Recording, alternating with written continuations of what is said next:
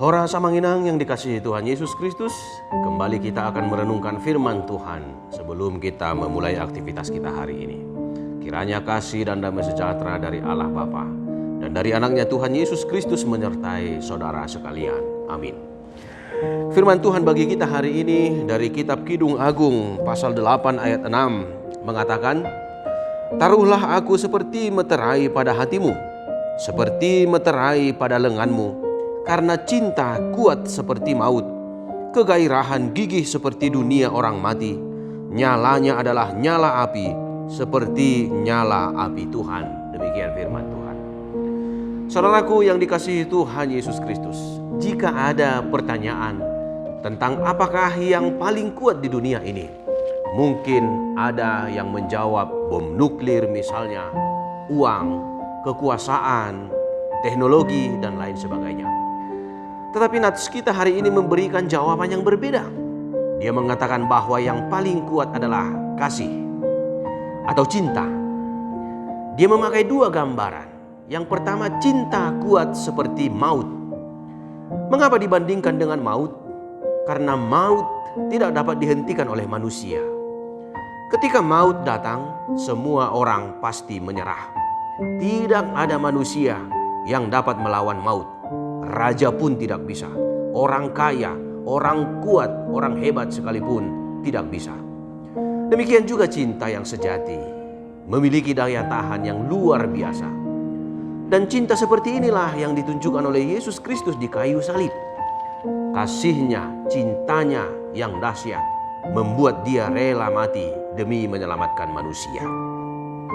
Gambaran yang kedua dipakai adalah bahwa nyala cinta itu seperti nyala api. Hal ini menggambarkan cinta bisa memberikan kehangatan, memberikan terang, tetapi juga bisa membakar. Demikian juga kasih atau cinta dari Tuhan memberi kehidupan. Namun tanpa pengendalian dan kekudusan, cinta bisa berubah menjadi api yang menghancurkan. Karena itu cinta harus dijaga, dipelihara, diarahkan kepada kehendak Tuhan. Kasih yang berasal dari Tuhan akan menghasilkan kesetiaan, pengampunan, pengorbanan, dan kekudusan. Saudara yang dikasihi Tuhan Yesus Kristus, melalui nats ini kita mau diajak untuk memeriksa kembali kualitas cinta kita di tengah keluarga. Apakah kita sudah menaruh keluarga seperti meterai? Seperti sesuatu yang sangat berharga? Ataukah kita masih menyimpan ego dan ketidaksetiaan? Mintalah api Tuhan untuk membakar kembali kasih yang mulai hambar dalam kehidupan kita. Dalam hubungan kita dengan Tuhan, apakah kita sudah mengasihi Tuhan dengan radikal? Ingatlah bahwa Tuhan Yesus telah memeteraikan kita, nama kita di tangannya yang terpaku di kayu salib. Cintanya kepada kita sudah teruji lebih kuat daripada maut.